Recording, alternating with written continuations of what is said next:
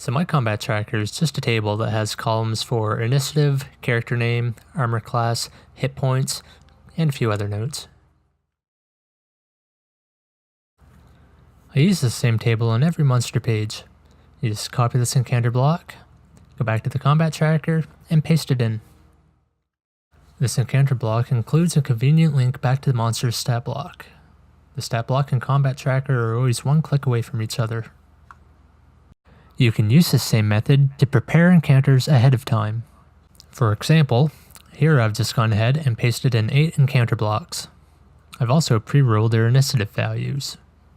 So if the players make it here and begin combat, I just have to copy this whole thing, paste it in, and because the initiative values are pre-rolled, I can just right-click the table and go to Table, Sort Descending. Now combat's ready to be tracked.